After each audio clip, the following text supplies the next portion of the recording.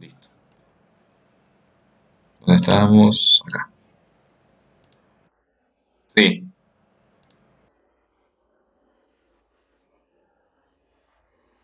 Si se trata de una pregunta de esto del tema, está perfecto, sí, decime, no hay problema. Sí. Bien, eso ahora lo voy a responder nomás. Está perfecto. Sí, muy bien. La carga nuclear efectiva, entonces nosotros dijimos, es ese concepto, la atracción del núcleo respecto a los electrones. ¿De qué depende la carga nuclear efectiva? La carga nuclear efectiva está influenciada por quién? Por el número atómico, que recuerden que el número atómico es la carga positiva básicamente, y luego tenemos el apantallamiento. Entonces, yo les pregunto, ¿qué pasa si en un determinado periodo, por ejemplo, el apantallamiento se mantiene constante? En un periodo en donde el apantallamiento se mantiene constante, ¿qué dirían ustedes respecto a la carga nuclear efectiva? ¿Va aumentando en un periodo la carga nuclear efectiva? El apantallamiento se mantiene constante. Sí, ¿por qué va aumentando la carga nuclear efectiva? Porque ¿quién va aumentando también en el periodo? El número atómico. Sí, me escucho.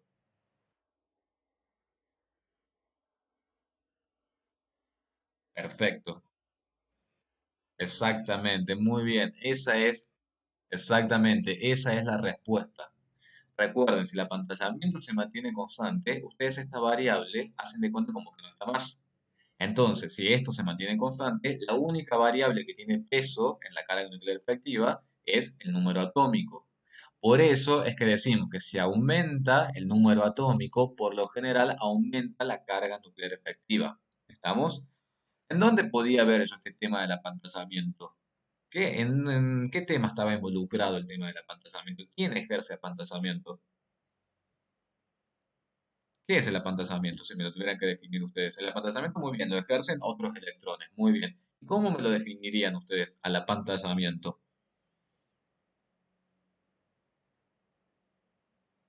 ¿Qué sería el apantallamiento? A ver, supongamos, yo tengo un átomo que tiene un número atómico igual a 12. Muy bien, Joaquín, excelente.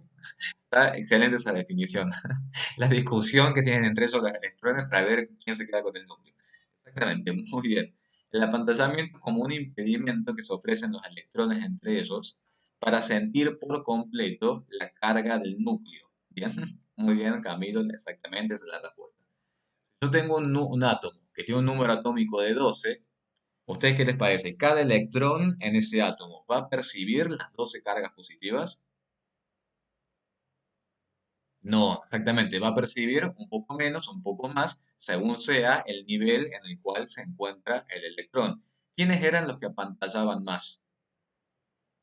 Por ejemplo, si yo tengo un S2, exactamente, los electrones internos, los que están más cerca, los que más apantallan son los electrones que se encuentran más cercanos al núcleo y en el mismo nivel, exactamente. En el caso del hidrógeno, como acá me pregunta, exactamente, el hidrógeno es un caso particular, porque ¿cómo es la configuración electrónica del hidrógeno? ¿Cómo es la configuración electrónica de ese átomo? Uno, uno s uno, exactamente. Entonces, ¿qué pasa con ese único electrón respecto al núcleo? Percibe exactamente la mayor carga. Exactamente, percibe toda la carga del núcleo. ¿Bien? Entonces ahí no podemos hablar de apantallamiento. ¿Estamos? El hidrógeno precisamente es uno de los átomos más sencillos. De hecho, ¿cómo empezaron los modelos atómicos antes de llegar al modelo atómico actual? ¿Cuál fue el modelo atómico que se basó exclusivamente en el átomo de hidrógeno? ¿Cómo se llama ese modelo atómico? Se basó exclusivamente en el átomo de hidrógeno. Muy bien, el modelo atómico de Bohr. El modelo atómico de Bohr, la principal deficiencia que tenía es que no servía para poder explicar el comportamiento en átomos polielectrónicos. Bien, por eso, bueno, utilizó el átomo de hidrógeno, que casualmente, obviamente, es uno de los más sencillos para poder analizar. Obviamente que cuando avanzamos hacia el modelo atómico actual, que incorporamos los números cuánticos, los orbitales, los niveles de energía, para ver qué pasa con los otros electrones.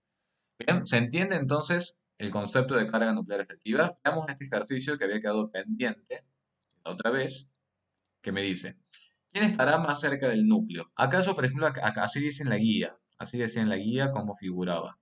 Kevin, sí, antes de seguir te escucho la pregunta. Sí.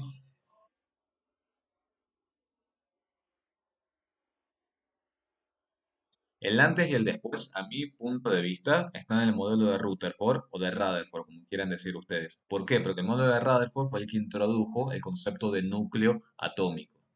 Por eso, a mi criterio, el antes y el después están en Rutherford.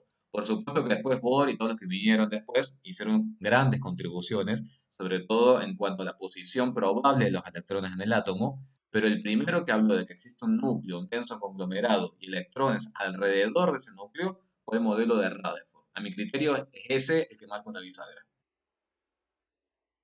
No, no, de nada.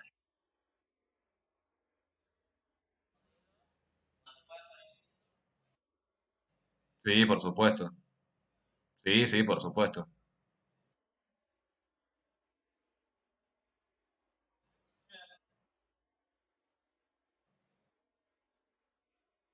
Claro. Mm.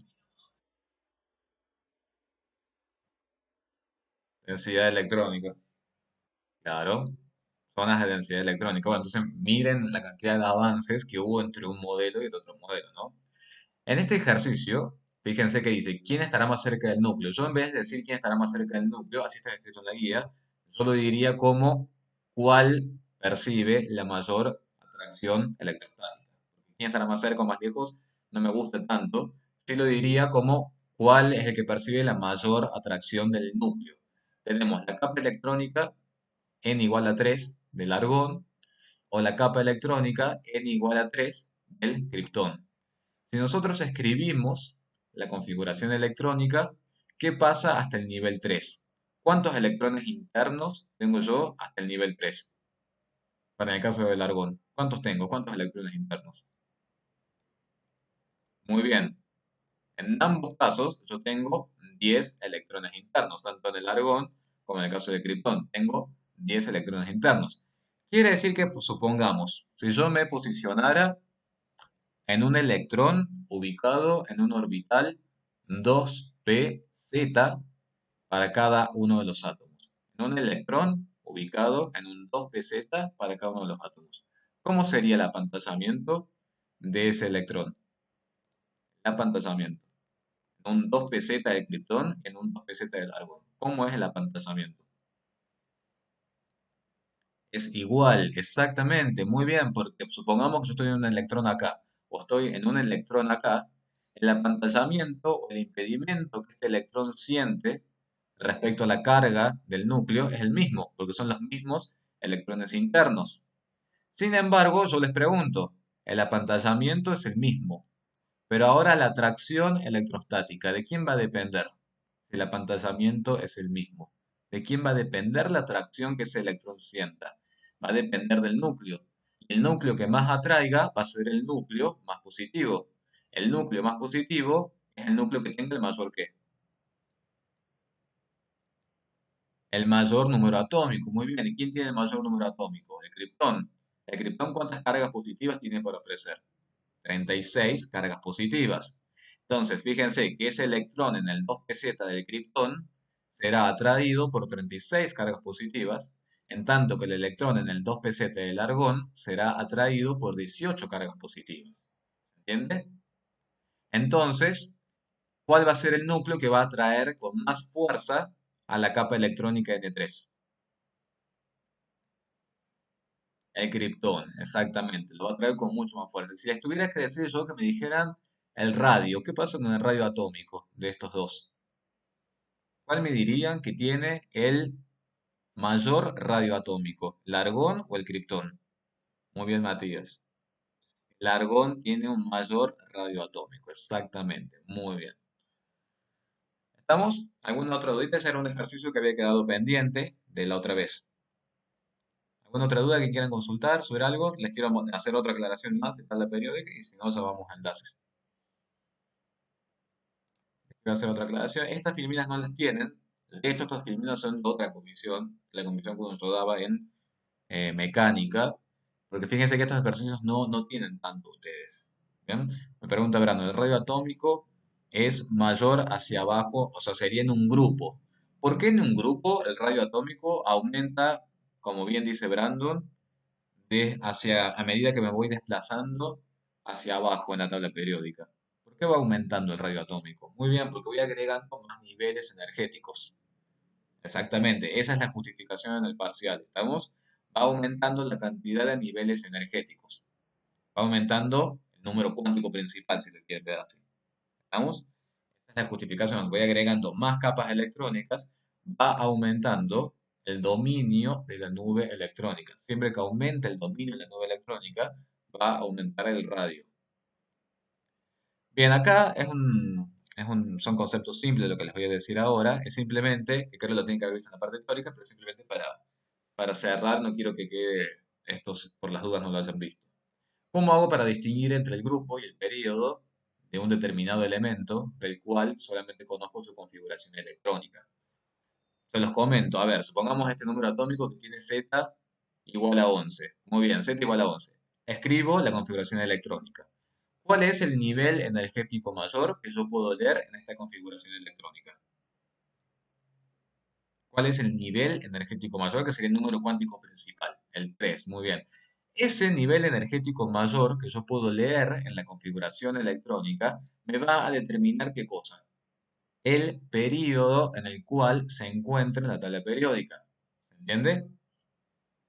Y ahora, los electrones que formen parte de ese nivel, la cantidad de electrones que forman parte de ese nivel, me van a determinar el grupo en el cual se encuentre. Por eso, en este nivel, en este elemento químico, fíjense, se encontrará en ¿qué periodo? ¿Qué les parece a ustedes? Se encontrará en el periodo 3, muy bien. ¿Y cuántos electrones hay en ese nivel? Uno solo. Eso me va a permitir determinar el grupo en el cual se encuentra. ¿Estamos? Fíjense en este, Z igual a 16. ¿Cuál es el nivel energético masa externo que tenemos acá? También, nuevamente, el 3. El 3 me va a determinar, por supuesto, el período en el cual se encuentra. ¿Cuántos electrones hay en ese nivel energético 3? Electrones en total. Hay 6. Hay 2 ubicados en el orbital S y 4 ubicados en los orbitales P. La sumatoria es 6. Entonces 6 será el grupo en el cual se encuentra. Y cuidado con esta parte acá. Grupo 6. ¿Pero de qué grupo 6 estamos hablando? Vamos a la tablita. ¿De qué grupo 6 estamos hablando? Del grupo 6A, exactamente. Del grupo 6A. ¿Por qué será del grupo 6A y no de estos que están acá? ¿Cómo se llaman estos elementos que están acá? Son los metales de transición. Muy bien. ¿Y qué particularidad tienen estos elementos que se encuentran acá? Tienen incompletos, ¿qué cosa? Sus orbitales, ¿se acuerdan? Los orbitales D. Exactamente. En la configuración electrónica están los orbitales D. ¿Hasta cuántos electrones pueden ubicar o contener los orbitales D? Muy bien, perfecto. ¿Y cómo es esa numeración en cuanto a los elementos o metales de transición? Fíjense que acá empezamos 1A, 2A, y fíjense que acá empieza 3B, 4B, 5B, 6B, 7B, 3 veces 8B, 1B y 2B. ¿Cuántos lugares tengo acá? 1, 2, 3, 4, 5, 6, 7, 8, 9 y 10. ¿A quiénes corresponderán esos 10 lugares? ¿Qué les parece? Estos 10 lugares, ¿con quién les parece que coinciden? Con los electrones que pueden ubicarse en los orbitales D. ¿Estamos? Por lo tanto, como regla práctica, cuando tengan configuraciones electrónicas, si no les figura ni de por casualidad, el orbital D directamente no se tiene que preocupar por este sector. Ahora, si sales figura el orbital D, si sales figura el orbital D, bueno, tendrán que fijarse. Primero, si el orbital D está incompleto. Bien, si está incompleto sabrán que tiene que ubicarse por acá. O si no, se tienen que fijar si ya lo completaron al orbital 3D y bueno, avanzaron hacia otro nivel.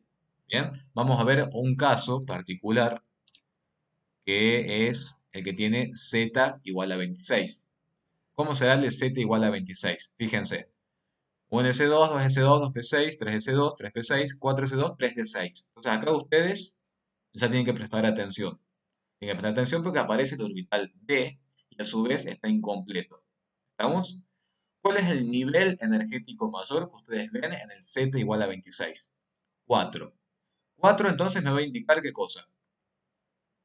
El periodo, ¿bien? Entonces, si vamos a la tabla periódica, periodo 4 es este que está acá, ¿bien? Acá yo puedo ubicar el periodo 4. ¿Me van siguiendo? ¿Cómo hago para ver el grupo? ¿Cómo hago para ver el grupo? Una vez ya sé que estoy en el periodo 4.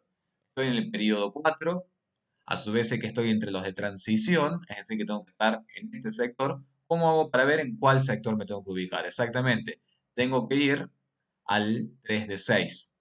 6 me indica entonces el lugar en el cual se encuentra ese átomo en la tabla periódica. Son 6 electrones en ese orbital 3D incompleto. ¿Dónde será 3 de 6 en la tabla periódica? 3 de 6 en la tabla periódica. ¿Cuál de todos esos será para ustedes? 3 de 6. Muy bien, será 3 de 1, 3 de 2, 3 de 3, 3 de 4, 3 de 5 y 3 de 6. Bien, es el átomo de hierro que se ubica en el periodo. ¿Qué periodo habíamos dicho? ¿Periodo 4 o periodo 3? Periodo 4, muy bien. ¿Y en qué grupo se encuentra entonces? En el, ¿cuál será el grupo de hierro? No sé si se llega a ver ahí, pero es el 8B. ¿Lo ven? Es el 8B, porque recuerden que va 3B, 4B, 5B, 6B, 7B, 8B, 8B, 8B y después viene 1B y 2B. ¿Estamos? Bien, y después, por ejemplo, Z igual a 55. Fíjense, el Z igual a 55. ¿Cómo harían por ubicar el Z igual a 55? ¿Tengo algún orbital D incompleto? Pasé por los orbitales D, los completó a los orbitales D y después siguió. ¿Estamos? Entonces, bueno, me despreocupo. Pasé por toda la zona de transición, pero ya la pasé. Entonces, ¿qué le parece a ustedes? ¿Qué periodo le corresponderá a este elemento? El periodo 6, muy bien, por nivel energético mayor. Y el grupo 1. Si vamos a la tabla periódica, ¿en dónde estará díganme ustedes cuál les parece que es, el periodo 6 y el grupo 1? ¿Cuál les parece que es? El cesio, exactamente. Bien, de esa forma, ustedes por la configuración electrónica, es el cesio, exactamente. De esa forma, por la configuración electrónica, se pueden dar cuenta. Mateo me dice, entonces los de transición interna tienen incompletos el subnivel F. Exactamente, van a ir viendo los que tienen incompleto el orbital D y luego los que tienen incompleto los del orbital F. Que ya llegamos a cuántos lugares, cuántos casilleros ya llegamos a mencionar cuando hablamos del F. Exactamente, 14. Porque 14 es el número máximo que tienen para ubicar esos orbitales. Bien, obviamente son los elementos menos abundantes. ¿Alguna duda entonces con eso? Era lo que faltaba como para cerrar tabla periódica, que es algo que si se fijan en la guía tienen un ejercicio 2 nada más. En las guías de las otras especialidades hay bastantes ejercicios de esto. Por eso me pareció útil dárselos. No sé si quieren, se las puedo compartir a estas criminales también. Estas no están en autogestión.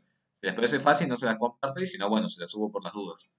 Como quieren que hagamos, como ustedes quieran. Acá hay varios ejercicios que son simples de las otras especialidades. Pero bueno, como ustedes quieran, ustedes me dicen.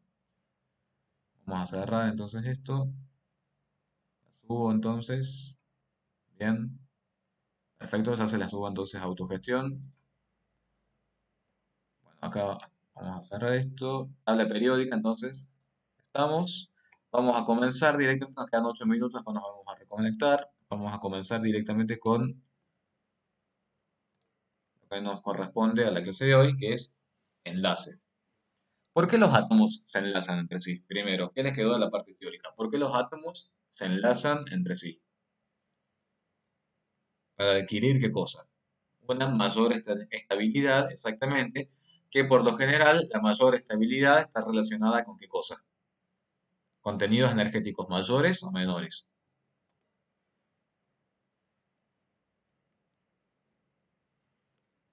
Siempre, recuerden, siempre los átomos se enlazan entre sí para adquirir una configuración del compuesto o de la molécula, porque a veces no es compuesto, a veces es molécula, de mayor estabilidad. Esa mayor estabilidad siempre está asociada con un menor consumo energético, ¿bien? Es una configuración que implica una menor energía, porque si nosotros necesitamos más energía o mayor consumo energético, quiere decir que no hay tanta estabilidad. Eso es lo primero. ¿Cuántos tipos de enlaces vamos a conocer nosotros? Tenemos el enlace metálico. El enlace metálico es el más simple de todos, porque ¿cuántos tipos de átomos habrá en un enlace metálico? ¿Cuánto les parece a ustedes? En un enlace metálico, uno solo. Entonces yo les digo una plancha de hierro. En una plancha de hierro únicamente tengo hierro. ¿Y cómo es el enlace metálico? ¿Cómo el hierro se va a enlazar con otro hierro? ¿Cómo es el enlace metálico? ¿Qué les parece? ¿Puede un átomo de hierro enlazarse con otro átomo de hierro en la plancha metálica de hierro? Muy bien, hay electrones deslocalizados, pero ¿qué encontramos nosotros en la plancha de hierro? Encontramos los núcleos positivos del hierro. Y alrededor de todos esos núcleos positivos encontramos los electrones deslocalizados, que también le llaman de qué otra forma. El mar de electrones. ¿Me van siguiendo? Eso es, por ejemplo, una plancha metálica. Son los núcleos positivos de todos esos átomos metálicos y los electrones se mueven alrededor y por eso se le dice mar de electrones. Entonces, cuidado con eso. Mar o nube de electrones es lo mismo, exactamente. Pero cuidado con eso cuando después veamos el enlace covalente. En el caso del enlace metálico, no es que se trata de electrones no compartidos, ¿bien? Simplemente se trata de electrones alrededor de los núcleos positivos. Pero no es no compartidos o compartidos. Compartidos o no compartidos hace exclusivamente referencia al enlace covalente. ¿Qué pasa en el enlace iónico? ¿Cómo es el enlace iónico? Todas estas cosas son recordar lo que han visto en la parte teórica, ¿no? En el enlace iónico, se lo decimos ahora rápidamente, ya lo vamos a ver después. En el enlace iónico, por lo general, es un metal y un no metal. El metal tiene un carácter extremadamente electropositivo, tendencia a perder los electrones. El no metal tiene tendencia a ganar los electrones. ¿Bien? ¿De qué dependía de que un átomo tenga tendencia a ganar o a perder electrones? ¿Qué particularidad es la que tiene que tener? El electro. Muy bien, la electronegatividad. Eso es lo principal para poder definir cuál es el tipo de enlace que tenemos. La electronegatividad, la tendencia que tiene un átomo a ganar o a perder los electrones. ¿Qué pasa cuando esa diferencia de electronegatividad es extremadamente alta? Es decir, yo tengo un átomo que tiene baja electronegatividad y tengo otro átomo que supera por bastante a la electronegatividad del primer átomo. Muy bien, es un enlace iónico.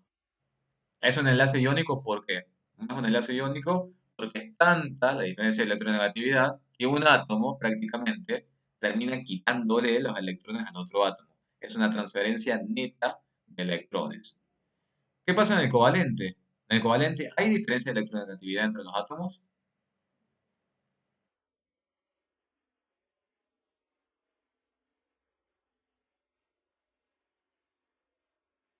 Muy bien, perfecto. En el enlace covalente hay también diferencia de electronegatividad, pero no es lo suficiente como para que un átomo le quite el electrón al otro átomo.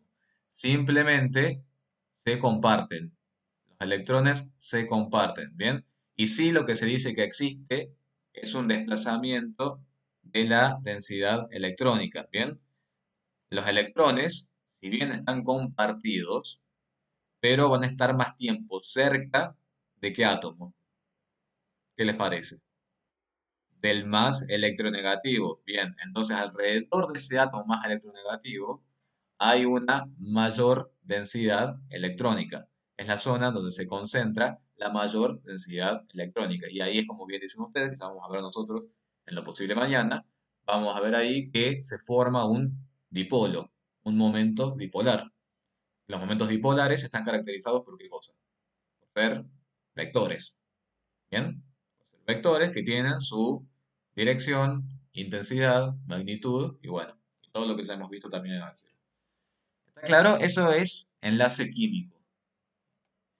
En el enlace iónico, yo puedo, eso lo vamos a ver también más adelante en estas clases, pero es bueno ya que se los vaya comentando. En el enlace iónico nunca hablamos de moléculas. Bien, es incorrecto decir molécula de cloruro de sodio. ¿Qué son los enlaces iónicos? ¿Qué tipo de compuestos forman los enlaces iónicos? Muy bien, son sólidos exactamente, conformados en redes tridimensionales que se repiten regularmente en el espacio. Exactamente, son redes, son unidades fórmula, como también se les dice. ¿Bien? Nunca son moléculas, son estructuras cristalinas, con una configuración que es característica a cada sólido. Hay sólidos muy simples, como cloruro de sodio, y hay sólidos que, bueno, que cristalizan en formas geométricas un poquito más complicadas, pero nunca son moléculas. ¿Quiénes son moléculas? ¿Quiénes conforman moléculas? Los enlaces covalentes. Bueno, eso principal para el parcial, cuando hagan las justificaciones teóricas. Principal para el parcial en las justificaciones teóricas es nunca confundir enlace iónico con enlace covalente y nunca llamar molécula. Y en los metálicos también hablamos de hierro monoatómico, por ejemplo, pero tampoco hablamos de molécula de hierro. ¿Bien? Hablamos de un compuesto férrico, un compuesto ferroso, un compuesto a base de hierro, un compuesto a base de cromo. Pero nunca decimos tampoco la molécula de cromo. ¿Entiendes? Por ejemplo, acá, en el caso del sodio. Acá tienen el ejemplo clásico del sodio. No hablamos de molécula de sodio.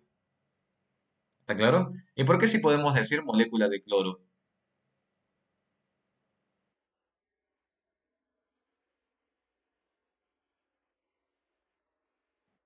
Muy bien. Perfecto, porque el cloro exactamente es biatómico y la molécula de cloro se forma a partir del enlace covalente de dos átomos de cloro, exactamente. Bueno, entonces, el primer punto, antes de que se nos corte la reunión, es cómo distinguir el tipo de enlace, ya algo estuvimos viendo. Bueno, pero acá tenemos algunas reglas prácticas para ir analizando, que no se preocupen si no las entienden en la primera clase, vean después luego las grabaciones y si no van preguntando. El enlace metálico entonces es muy fácil de distinguir. Son átomos de la misma especie, por lo general si usted se posiciona en este sector de la tabla periódica. ¿Bien? ¿Alguien tiene el mail de la profe a donde hay que mandar la ficha del estudiante? Pregunta Guadalupe. Creo que es el mail institucional. Veamos qué pasa con el enlace iónico. El enlace iónico, elementos muy electropositivos y elementos muy electronegativos. Por ejemplo, un sodio, metal alcalino, con un cloro. Un enlace iónico, está más que claro. Sodio y sodio, enlace metálico. Cloro y cloro, enlace covalente.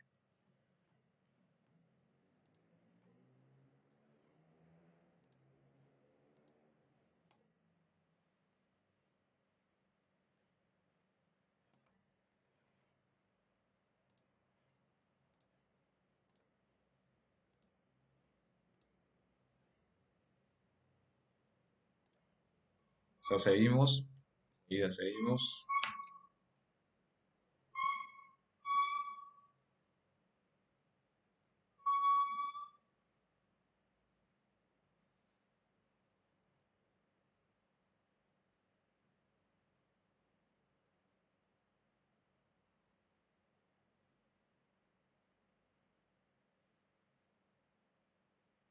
Bueno, vamos a continuar. Fíjense, acá está un poquito esquematizado. En el enlace covalente, fíjense que entre un átomo de cloro y un átomo de cloro, que les estuve comentando, se trata de un enlace covalente. Son átomos que por supuesto tienen la misma electronegatividad, porque se trata de dos átomos de la misma especie. Decimos que el enlace es apolar. ¿Por qué? Porque si los átomos tienen la misma especie, no se genera en ningún momento un momento dipolar. Es decir, ninguno de los dos átomos va a atraer con mayor fuerza a los electrones que se encuentran compartidos. Los electrones que se comparten pasan el mismo tiempo tanto cerca de un cloro como cerca del otro cloro. Pero si ustedes se fijan en este dibujito que da cuenta de la nube electrónica, es simétrica alrededor de los dos átomos. ¿Bien? ¿Qué pasa, por ejemplo, acá en el ácido clorhídrico, cloruro de hidrógeno? ¿Qué dirían ustedes? ¿Cuál es el elemento o átomo más electronegativo? ¿Cloro o el hidrógeno? El cloro, muy bien. ¿Cómo es entonces la nube electrónica alrededor del cloro? La nube electrónica alrededor del cloro es mayor. ¿Por qué? Ese es el término que tienen que utilizar. Hay un desplazamiento de la densidad electrónica, desde el hidrógeno hasta el cloro. Si ustedes se fijan en el mouse, como estoy marcando, ese desplazamiento de la densidad electrónica conforma un momento dipolar, en donde tendrá densidad de carga negativa, obviamente, alrededor del átomo de cloro, y densidad de carga positiva alrededor del átomo de hidrógeno. ¿Se entiende? Ese momento dipolar que yo estoy marcando acá, que es ese que está acá, es la flechita. La flechita representa ¿qué cosa? ¿Qué será? La flechita representa un vector.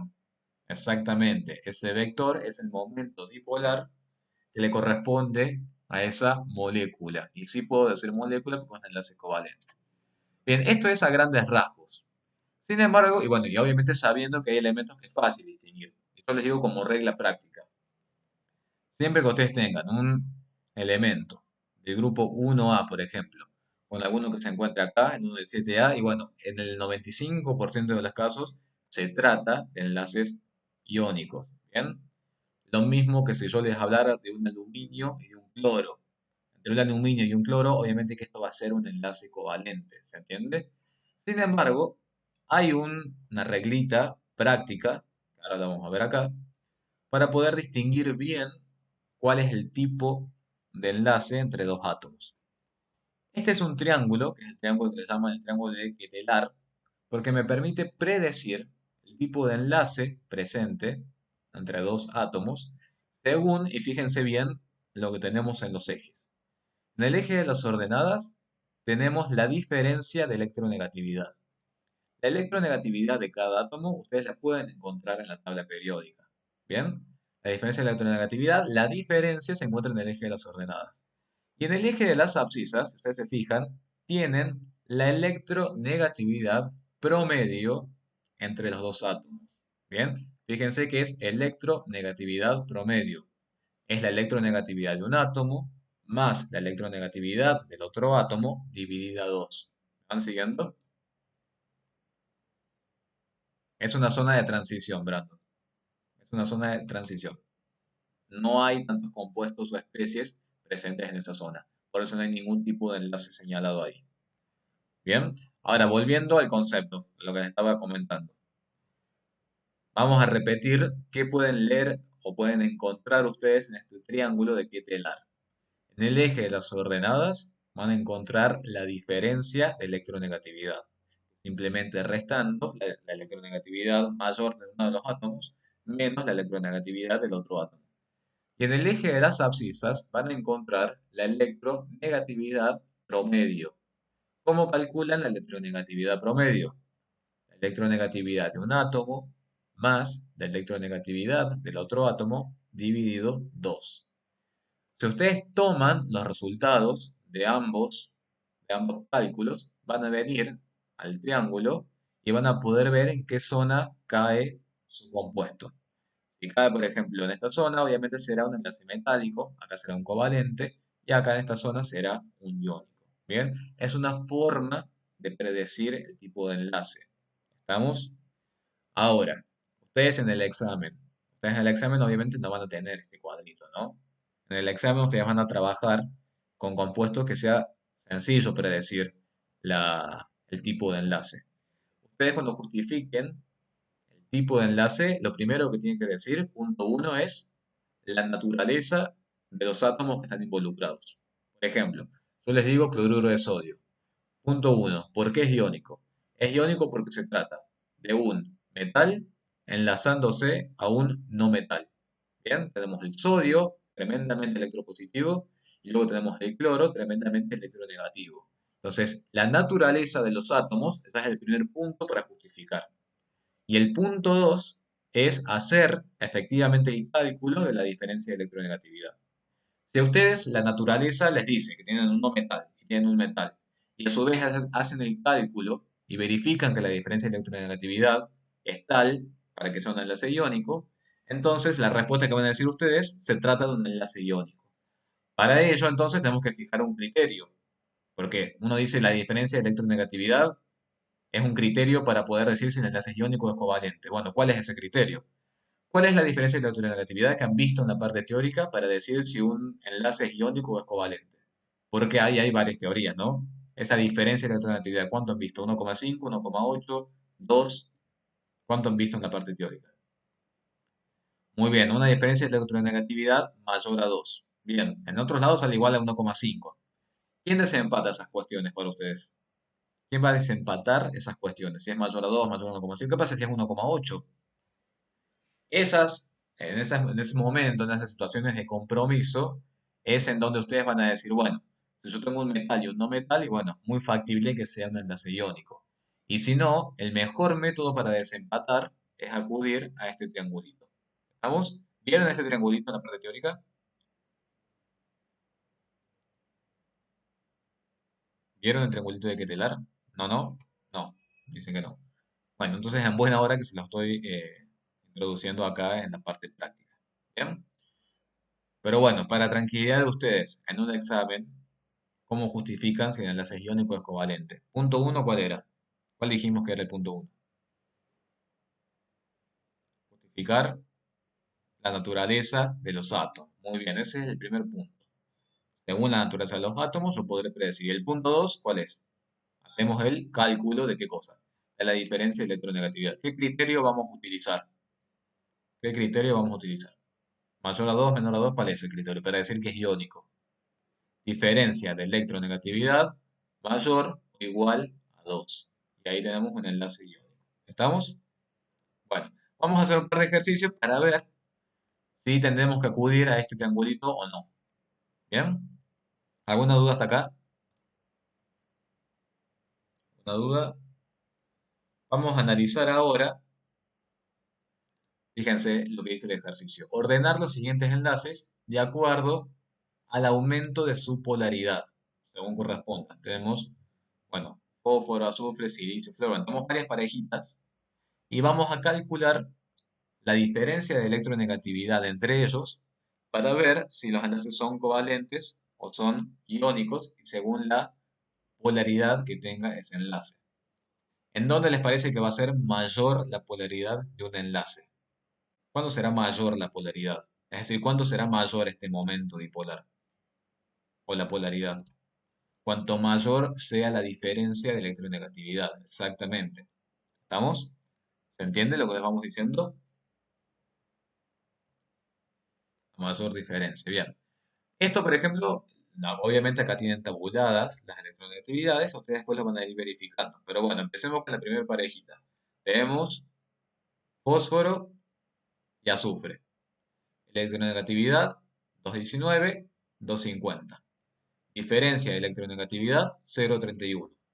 Si ustedes hubieran tenido, por ejemplo, un compuesto fósforo-azufre para justificar en el parcial, y vamos a la tabla periódica, ¿qué hubieran dicho? Según la naturaleza de los átomos que se van a enlazar, según su ubicación en la tabla periódica. ¿Qué dirían ustedes? ¿Qué tipo de naturaleza tienen estos elementos? Es covalente, se trata de dos no metales, y a su vez la diferencia de electronegatividad me está corroborando lo que estoy diciendo, porque fíjense que es 0,31. ¿Se entiende? Fósforo-cloro. ¿Qué pasa con el fósforo y el cloro? Lo mismo. Naturaleza de las especies que se están enlazando. Fósforo, cloro. Bien. Fíjense cuánto es la diferencia de electronegatividad. 0,81. ¿Estamos? ¿Qué pasa con silicio y flúor? ¿Cuánto es la diferencia de electronegatividad?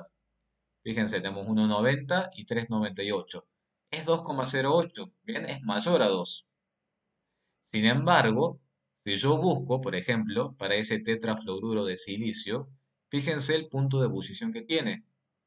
Si fuera iónico, ¿qué hubieran esperado ustedes respecto al punto de ebullición? ¿Cómo es el punto de ebullición o de fusión de los compuestos iónicos? Es elevado. Exactamente, es elevado. Sin embargo, si ustedes lo buscan experimentalmente, ¿qué pasa con este tetrafluoruro de silicio? Fíjense el punto de ebullición que tiene, menos 86 grados Celsius. Esta, para que se queden tranquilos, es una excepción, pero está bueno que se los comentemos. Entonces, si ustedes se hubieran dejado llevar únicamente por la diferencia de electronegatividad, ustedes hubieran dicho que este tetrafluoruro de silicio, ¿cómo es? Si se hubieran dejado llevar únicamente por el 2,08. Iónico, exactamente. Sin embargo, este compuesto no forma un enlace iónico. Se trata de una molécula que forma un enlace covalente. ¿Quién me va a permitir desempatar esa cuestión? Esa cuestión me la va a permitir desempatar ¿quién? Muy bien. El triangulito de Ketelar. Exactamente. Veamos. Diferencia de electronegatividad, ¿cuánto es? 2,08. ¿Bien? 2,08 es la diferencia de electronegatividad. Es decir, que yo me tendría que ubicar más o menos por acá. 2,08. Bien. Y después tendría que ver la electronegatividad promedio. ¿Cuánto es la electronegatividad promedio? Hagan el cálculo. ¿Cuánto les da? Electronegatividad promedio, ¿cuánto les da? Ah, se los pongo acá para que lo puedan hacer el cálculo. 2,94, ¿bien? 2,94. Entonces dijimos, a ver, me van siguiendo. Y ahí les hago una aclaración sobre el estado de agregación. Entonces fíjense, tenemos 2,08 y tenemos 2,94. Es decir, más o menos por acá estamos. ¿En qué zona cae entonces este compuesto? Tenemos 2,08 y 2,94. Muy bien. Cae en la zona del estado del enlace covalente. Exactamente. Entonces, fíjense, por más de que la diferencia de electronegatividad sea mayor a 2, como la electronegatividad promedio es 2,94, estamos en una zona de enlace covalente. Respecto al estado de agregación, también es importante, esto anótenlo. Los compuestos que presentan enlace iónico, los compuestos que presentan enlace iónico, por lo general son sólidos a temperatura ambiente. Temperatura ambiente existen como gaseosos, entonces quiere decir que no se trata de un compuesto iónico. Bien. Yo les digo, la sal de mesa a 25 grados Celsius, ¿en qué estado la pueden encontrar? Sólido, exactamente, ¿bien? Entonces, esa es la principal regla si ustedes quisieran acordarse. Un compuesto iónico a temperatura ambiente lo encuentran en estado sólido. El tetrafluoruro de silicio, ¿qué les parece? ¿Cómo lo podrían encontrar a temperatura ambiente? Con lo que me está figurando ahí, exactamente. Muy bien. Menos 86 grados Celsius. Imagínense el punto de ebullición menos 86 grados Celsius, ¿no? ¿Está claro entonces cómo lo tienen que ver ese tema?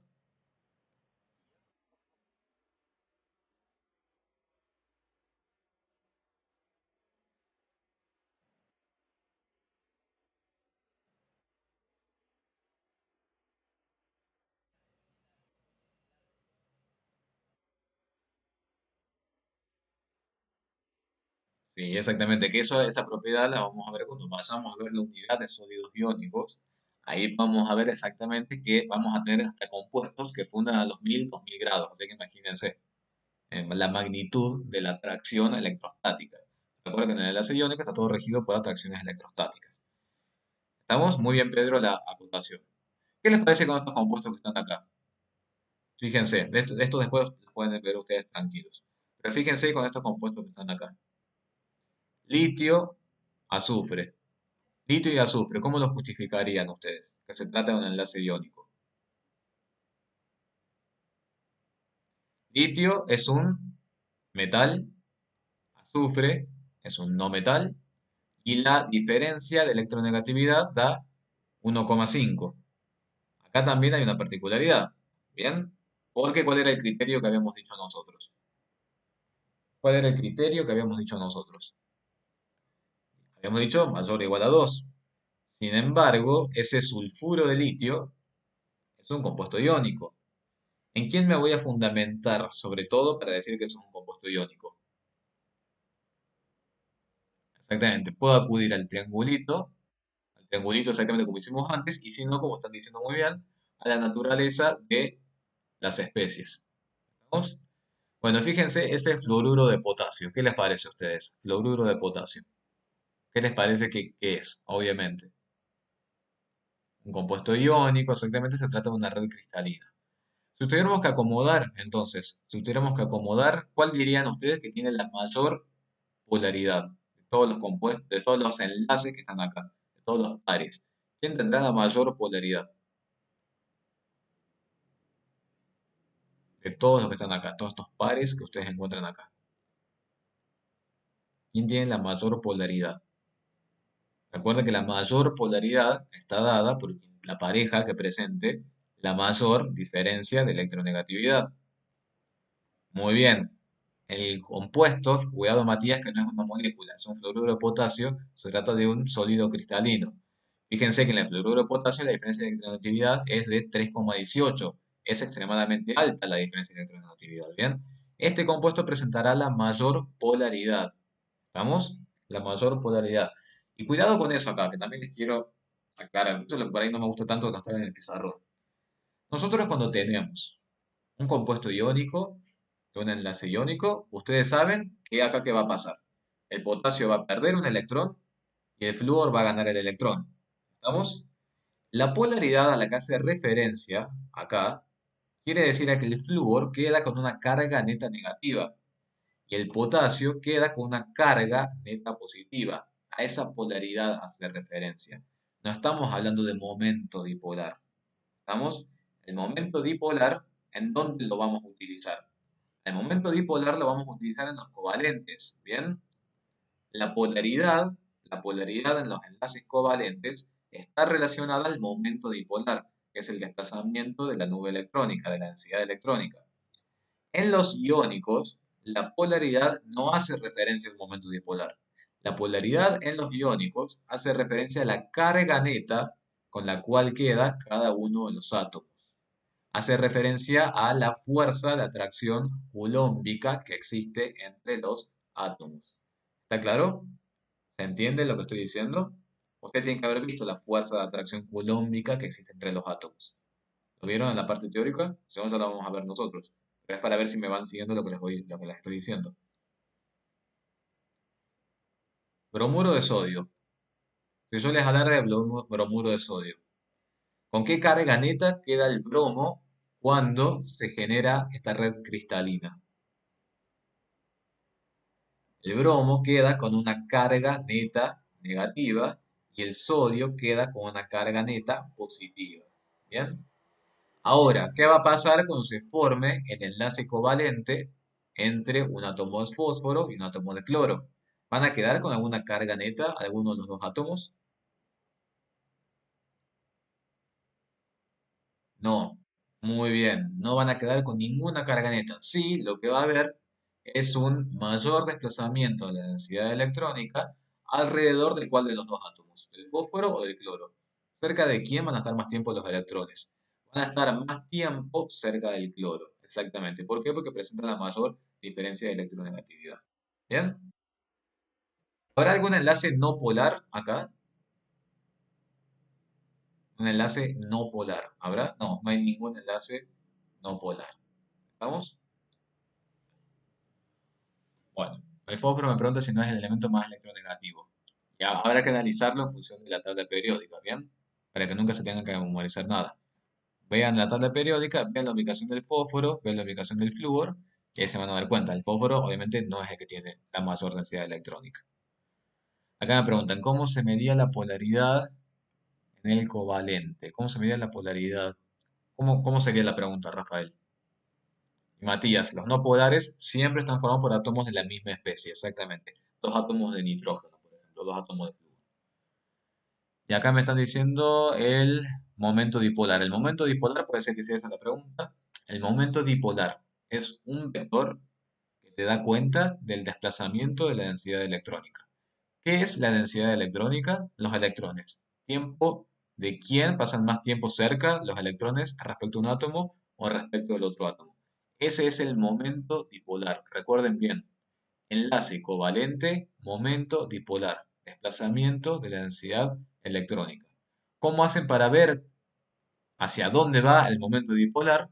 En función de cuál de los dos átomos del enlace sea el más electronegativo. No sé si eso apuntaba a la pregunta de Rafael. ¿Puede ser? Hagan un cuadrito y anoten. Polaridad en el enlace covalente, ¿cómo lo veo? Con el momento dipolar. ¿Cómo veo la polaridad en el enlace iónico?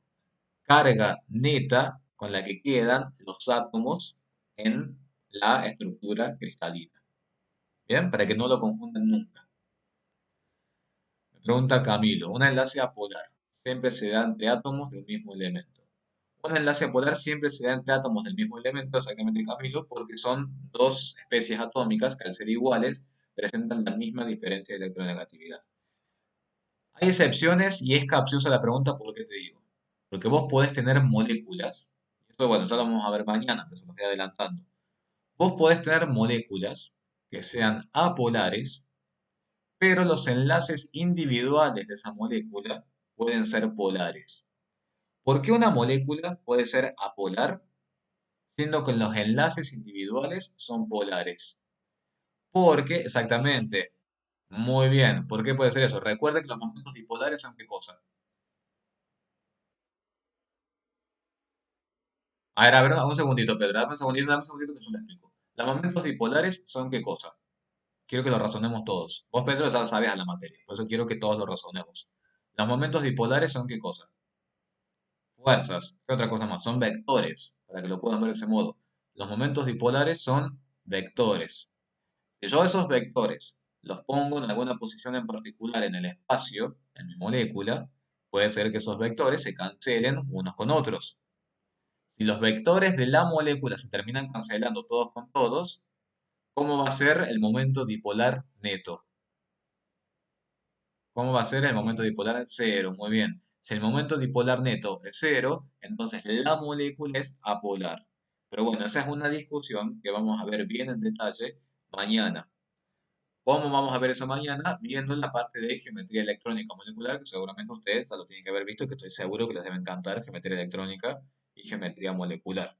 ¿Bien? Ahí podemos ver todo este tipo de cosas. Recuerden que todo esto estamos siempre hablando de moléculas en el espacio. ¿Bien? Ahora sí, Pedro, no sé si querías acotar algo más a lo que yo había dicho. ¿Alguna duda? Bien, el resto, Pedro parece que no tiene nada más para acotar. ¿El resto, alguna duda? Todo lo que estuvimos diciendo, mucha información.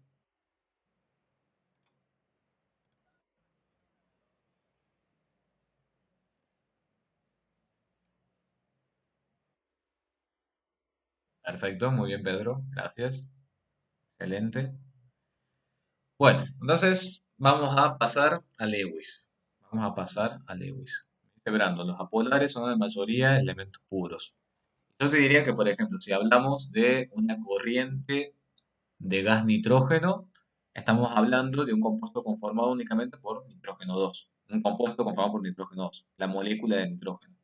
Si hablamos del oxígeno, si nosotros quisiéramos suministrar en una cámara oxígeno, oxígeno puro, ¿cómo sería el compuesto que define ese oxígeno puro? ¿Cómo les parece que será? En el aire, nosotros tenemos oxígeno puro. ¿Qué tenemos en el aire? En el aire tenemos una mezcla de ¿quiénes? De oxígeno con nitrógeno. Muy bien. Pero ese oxígeno, como bien dicen ustedes, es oxígeno 2, la molécula de oxígeno. ¿Esa molécula de oxígeno será polar o será apolar? Muy bien, la molécula de oxígeno será apolar. ¿Por qué? Porque se trata de elementos de la misma especie. ¿Vamos? Así tiene que hacer la analogía Brandon. Bueno, acá en estas filminas ustedes tienen un par de definiciones teóricas para que las vayan leyendo y trabajando. Acá tienen, por ejemplo, también excepciones, que yo se las voy a ir nombrando a medida que vayamos haciendo los ejercicios. Simplemente vamos a ver algunas estructuras particulares. Por ejemplo, hay átomos que no llegan a completar su octeto, ¿bien? Y hay otros átomos que, por el contrario, tienden a expandir el octeto para formar las moléculas. Veamos, por ejemplo, octeto incompleto. ¿Qué dice acá? El octeto incompleto, por ejemplo, berilio y átomos centrales del grupo 13.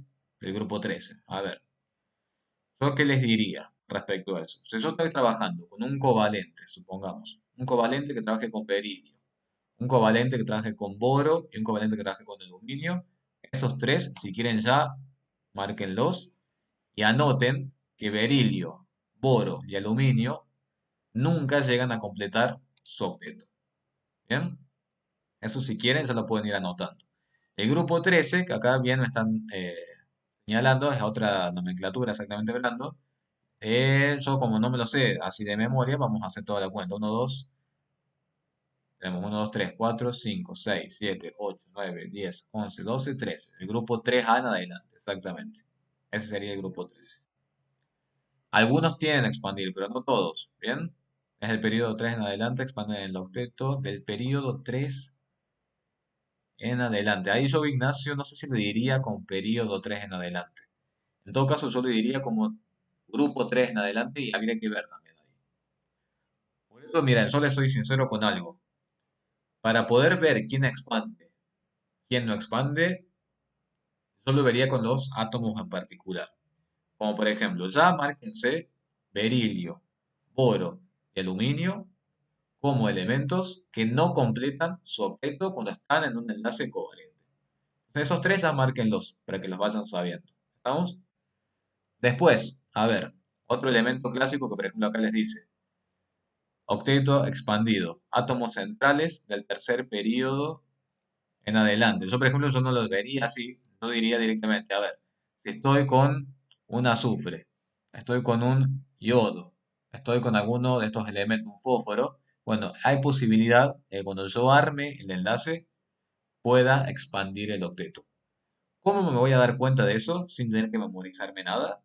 Haciendo la estructura de Lewis. Cuando yo haga la estructura de Lewis, ahí se van a dar cuenta que hay elementos que indefectiblemente tienen que expandir el octeto. ¿Bien? ¿Alguna duda hasta ahí?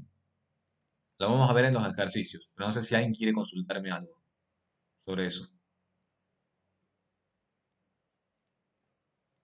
¿Qué es la estructura de Lewis? Perfecto, Guadalupe, muy bien. La estructura de Lewis, ¿qué va a mostrar la estructura de Lewis?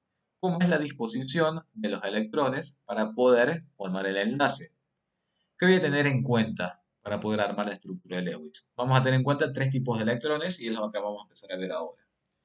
Primero tenemos estructura de Lewis para el carbono, bromo 4 o tetra bromuro de carbono. Primero, ¿qué tipo de enlace tendrá ese compuesto? ¿Se animan a hacer la diferencia de electronegatividad y decirme del tetrabromuro de carbono?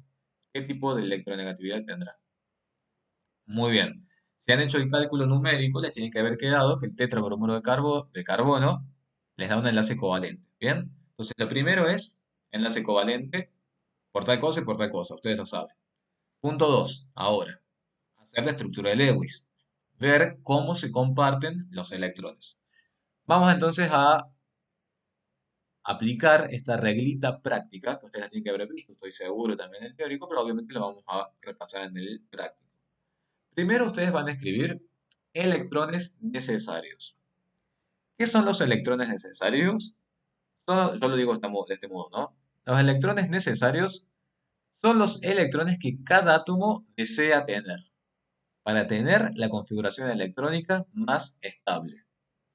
El carbono, ¿cuántos electrones tiene para ofrecer? Electrones de valencia para ofrecer. ¿Cuántos tiene el carbono para ofrecer? El carbono tiene 4 electrones para ofrecer. ¿Pero cuántos querría tener el carbono? 8. Muy bien. Entonces, los 4 electrones que tiene el carbono van a ser los electrones disponibles, porque es lo que el carbono tiene para ofrecer. Y los 8 electrones que el carbono quiere tener van a ser los electrones necesarios. Y este uno que está acá es porque tengo un solo mol de átomo de carbono en ese compuesto. ¿Qué pasa con el bromo? ¿Cuántos bromos tengo primero? Tengo 4 bromos, 4 bromos. ¿Cuántos electrones tiene para ofrecer el bromo? El bromo tiene para ofrecer 7 electrones. ¿Cuántos quiere tener el bromo? El bromo quiere tener 8 electrones, exactamente. Vamos a hacer la cuenta entonces entre los electrones necesarios y los electrones disponibles. Electrones necesarios, si yo hago la cuenta, van a ser 40. Electrones disponibles, si yo hago la cuenta, van a ser 32. La diferencia entre los necesarios y los disponibles me van a decir los electrones compartidos. Electrones compartidos son los electrones que van a formar los enlaces. Si a mí la cuenta me dice que se necesitan compartir 8 electrones, ustedes saben que cada enlace implica la presencia de 2 electrones, voy a necesitar de 4 pares de electrones. 4 pares de electrones equivale a decir cuántos enlaces. 4 enlaces. ¿Me van siguiendo? ¿Cómo ubico entonces esos 4 enlaces? Carbono bromo, bromo y bromo.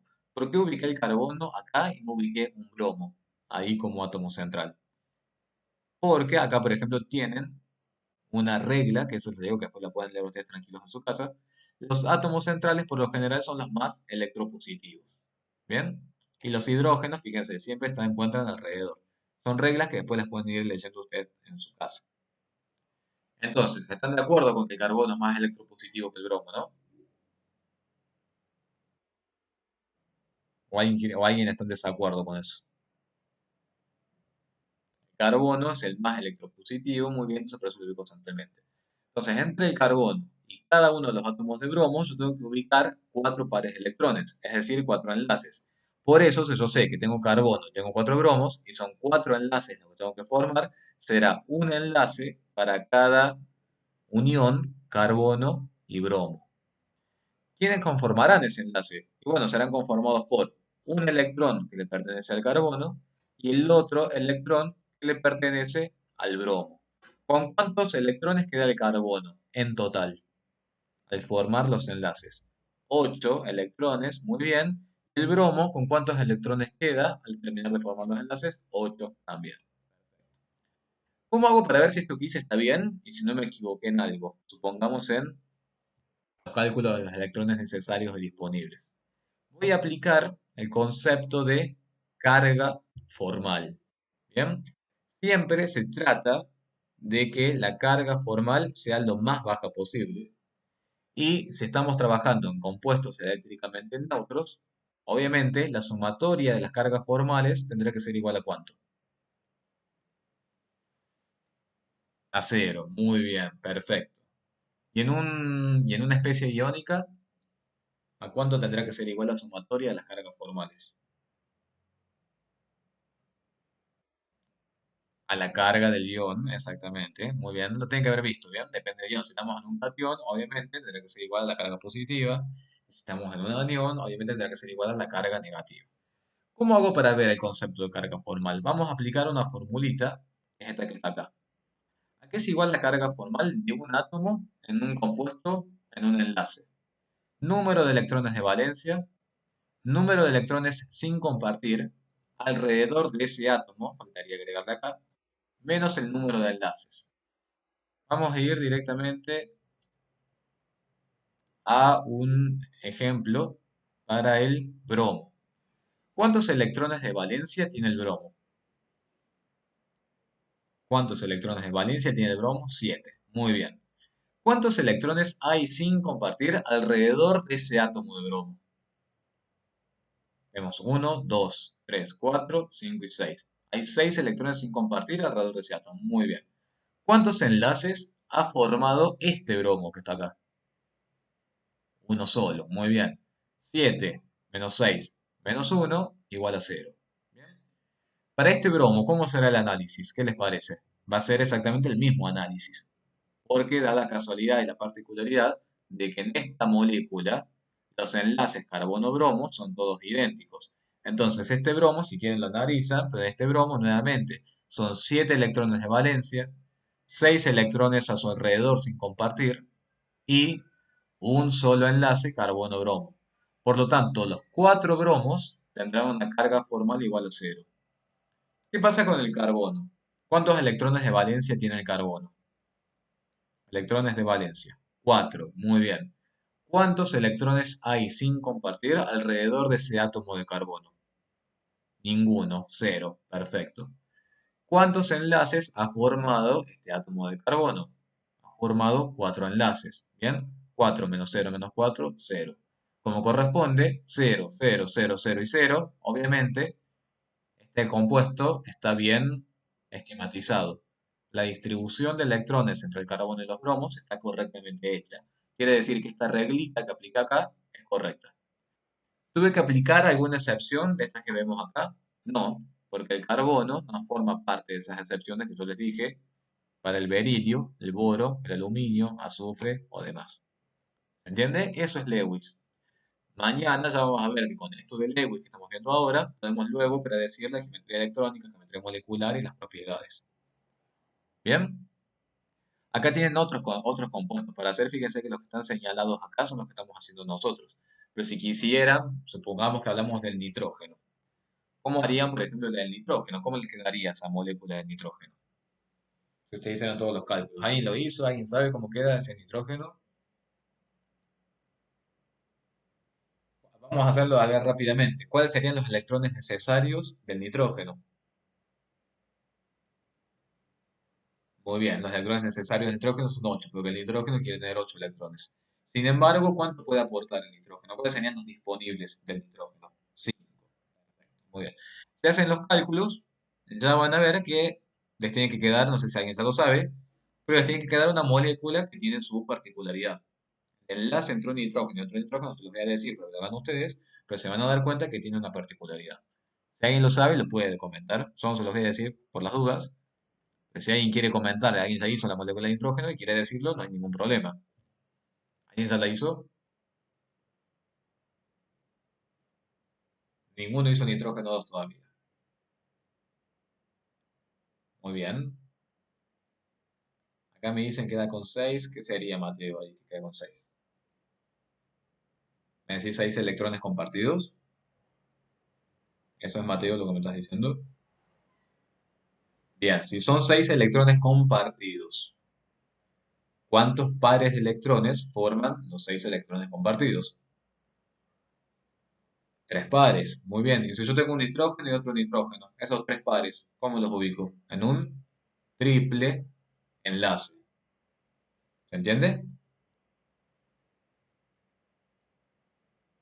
¿Alguna duda con eso? Después, obviamente, esquematícenlo, ¿no? Bien, vamos a ir a este compuesto que está acá, que es el trióxido de azufre. Vamos a ver qué pasa con el trióxido de azufre. Veamos. ¿Cuántos electrones tiene el azufre para aportar? 6, porque son los de valencia. Creo que estamos todos de acuerdo. ¿Cuántos quiere tener el azufre? 8. ¿Bien? Estamos todos de acuerdo. ¿Cuántos azufres hay? Uno solo. Oxígeno. ¿Cuántos tiene para ofrecer? 6 y tenemos 3 oxígenos. ¿Cuántos quiere tener el oxígeno? 8 y tengo 3 oxígenos. Esta cuenta, fíjense cuánto me da. Electrones necesarios, 32. Disponibles, 24. 32 menos 24 son 8 electrones. 8 electrones son 4 pares. Yo tengo azufre, tengo oxígeno, oxígeno y oxígeno. ¿Cómo ubico entonces a esos 4 pares? No hay manera, porque si tengo un azufre y tengo 3 oxígenos, ¿de dónde saco los 4 pares? En esos casos es que tengo que hablar de la introducción de un enlace doble. ¿Estamos? Cuando pasen,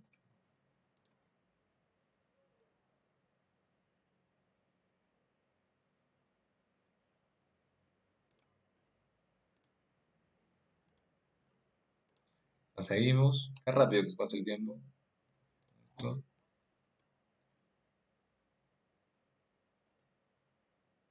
Enseguida continuamos cuando se vayan sumando.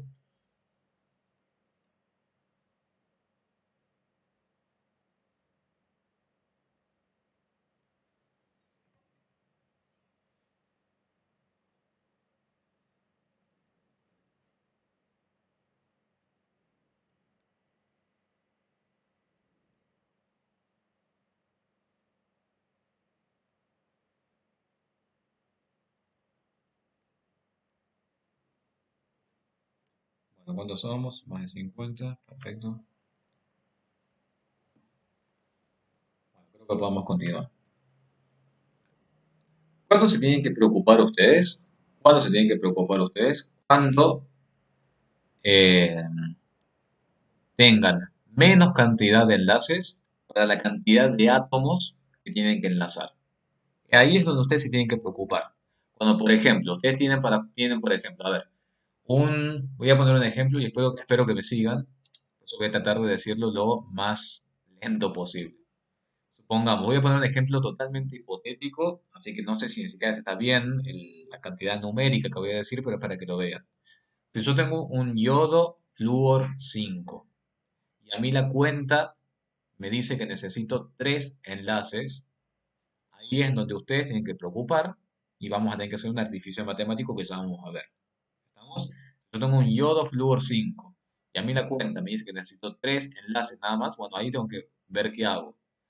Si yo tengo un yodo flúor 5, ¿Cuántos enlaces les parece a ustedes que como mínimo necesitaría? A ver si se dan cuenta.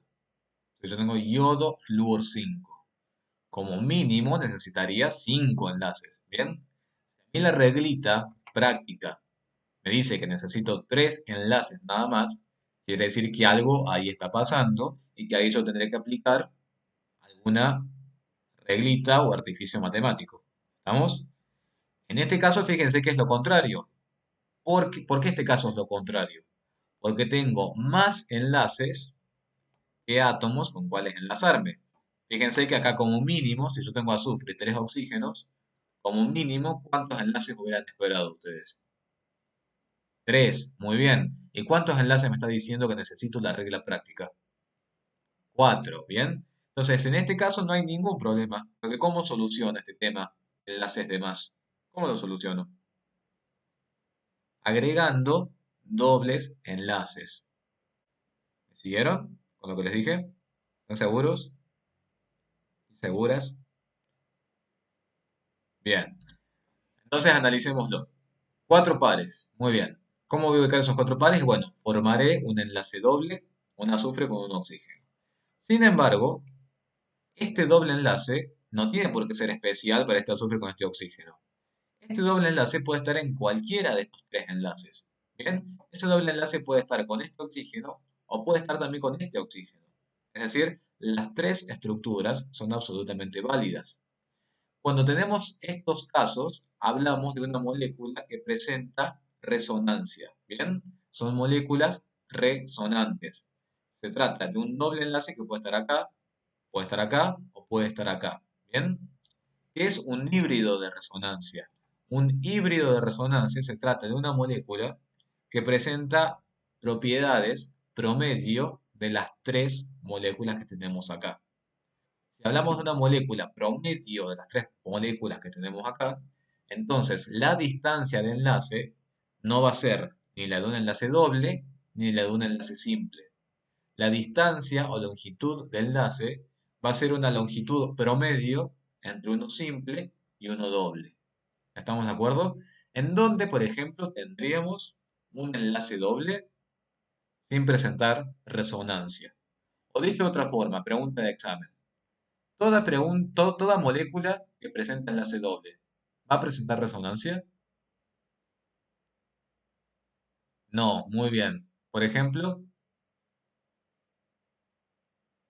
quisiera darme un ejemplo de alguna molécula que presenta enlace doble y no presenta resonancia. El oxígeno, por ejemplo. El monóxido de carbono, Leandro, creo que es con triple enlace. Ya lo vamos a hacer bien, pero creo que el monóxido es con triple enlace. Pero está bien también la respuesta, porque tiene triple enlace y no presenta resonancia. Oxígeno, por ejemplo. El oxígeno tiene enlace doble y no presenta resonancia. ¿Cuándo va a haber resonancia? Cuando yo tenga que sí o sí ubicar un enlace doble, pero puede hacer que ese enlace esté en un enlace o esté en el otro enlace. Y acá creo que me estaban preguntando si acá falta ubicar 2 electrones.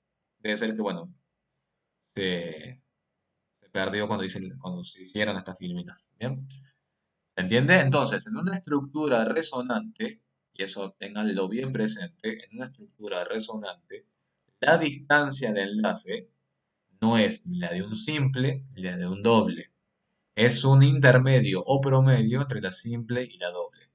¿Cómo se calculan las distancias de enlace? Lamentablemente, las distancias de enlace solamente se calculan experimentalmente. Es decir, hay que trabajar con el compuesto en el laboratorio, en la microscopía, para poder evaluar la distancia de enlace. Hay unas técnicas muy buenas que hay en muchos centros de investigación que permiten ver muy bien y claro cómo es el enlace y poder tomar las dimensiones de ese enlace. Pero eso es algo que surge de la práctica experimental. No existe forma ni de predecirlo ni de calcularlo. Lo tiene que uno medir al enlace in situ. ¿Entiende lo que les estoy diciendo?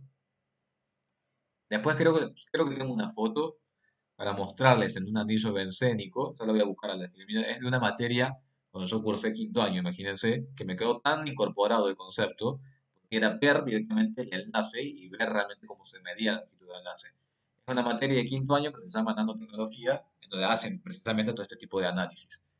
Eh, Bien, ¿alguna duda con eso que les acabo de decir? Vamos a ir a otro compuesto. ¿Todo bien hasta acá?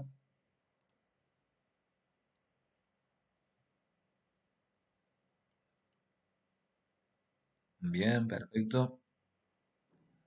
A ver qué me dice Joaquín. El azufre con cuatro enlaces, no queda con más electrones. Bueno, podemos verificar con cuántos electrones queda uno, cada uno de estos átomos. El oxígeno, este oxígeno queda con 8. El oxígeno este queda con 8. Este oxígeno también queda con 8. ¿Y el azufre con cuántos eh, electrones queda en total? Queda con 8. ¿Lo ven? ¿Lo ven que quedan con 8? Son 1, 2, 3, 4, 5, 6 y 7 y 8. ¿Alguien tiene alguna duda respecto a por qué el azufre queda con 8 electrones? Estos electrones que están acá, en este enlace, son compartidos entre el azufre y el oxígeno. ¿Bien? Sin embargo, si yo tuviera que diferenciar los electrones del azufre con los electrones del oxígeno, esos dos electrones, ¿de dónde provienen en realidad? Del azufre, ¿bien? Estos dos electrones que están acá, ¿de dónde provienen también en realidad? Del azufre, ¿estamos? Y acá, en este doble enlace, ¿qué pasa? Tenemos parte del azufre y tenemos parte del oxígeno. ¿Saben cómo se llaman estos tipos de enlaces particulares? ¿Saben cómo se llama? Sí, se les llama dativo o coordinado. Muy bien. ¿Qué es un enlace dativo o coordinado? Que en realidad a mí sinceramente no me gusta decirlo dativo. Porque dativo da a entender como que, bueno, como verán yo me revelo con muchas nomenclaturas de la química, pero dativo es como que hace referencia a que el azufre eh, le cede los electrones al oxígeno. Y eso ustedes saben que no es así. Son electrones que se están compartiendo. Pero bueno, para que sigan la nomenclatura del libro, un enlace dativo es cuando en el enlace participan únicamente los electrones de un solo átomo. Acá Sabrina le pregunta, en cada enlace, Sabrina, siempre en cada enlace hay dos electrones, ¿eh? Un enlace está conformado por dos electrones, siempre. Acá tenés dos enlaces, es un enlace doble, por eso hay cuatro electrones acá involucrados. Y acá Joaquín me dice, exactamente, bueno, vos sabés que una profe de primer año, mi profe de primer año de química general, que obviamente no está, porque era otra profe de práctico, ella le decía enlace prestativo, no le decía enlace dativo. Y de ahí eso me quedó incorporado. Es un enlace como prestativo. ¿Bien? No es dativo porque nadie le está cediendo a nadie. Bien, son cosas de nomenclatura, de lógica y que bueno, que tiene la química. Como sabrán, no es matemática. En química siempre hay mil versiones de todo. Vamos al boro flúor 3. Si tengo boro flúor 3, ¿qué tengo que hacer? Lo primero, cuando tenga boro flúor 3, cuando tenga aluminio o tenga lo que sea. Tengo que abrir los ojos cuando tenga el boro flúor 3. Porque así como yo les dije antes, cuando tenga boro, berilio, aluminio, tengo que prestar atención. ¿Estamos? Exactamente, el boro no va a completar el octeto, exacto. Entonces, primer paso, ¿cuál sería para el boro flúor 3? El primer paso sería diferencia de electronegatividad y corroborar que se trata de un enlace covalente. ¿Estamos de acuerdo con esa primera parte? ¿Todo bien con eso? Bien. Una vez que ya corroboré que se trata de un enlace covalente por la naturaleza de los elementos en la tabla, por la diferencia de electronegatividad, procedo a la estructura de Lewis. Muy bien. El boro, ¿cuántos electrones tiene para ofrecer? Tres electrones. Son sus electrones de valencia. ¿Cuántos quiere tener el boro? El boro, y fíjense como regla práctica, el boro, al igual que el aluminio, el boro quiere tener como máximo 6 electrones. El boro, al igual que el aluminio, quiere tener como máximo 6 electrones. El berilio, como máximo, ¿cuántos querrá tener? ¿Cuántos electrones de valencia tiene el berilio? El berilio tiene como electrones de valencia 2. Muy bien, entonces si formara, por ejemplo, un cloruro de berilio, ¿cuántos electrones querrá tener el berilio? 4. Muy bien. ¿Lo ven a eso? Berilio, 4 electrones como necesarios. Boro, 6 electrones como necesarios. Aluminio, 6 electrones como necesarios. Entonces, este es un caso particular que forma parte de las llamadas excepciones. Entonces, el boro, tengo uno solo, tiene 3 y quiere tener 6. Ahora el flúor, que tengo 3, tiene 7, pero quiere tener 8. ¿Estamos? Si hacemos la cuenta, ¿cuánto nos da esto? 30 menos 24 será igual a 6 electrones. 6 electrones conforman 3 pares de electrones. 3 pares de electrones son los 3 enlaces. Y los 3 enlaces justamente son los que nos permitan a nosotros ubicar a cada átomo de flúor alrededor del átomo de boro. ¿Está claro?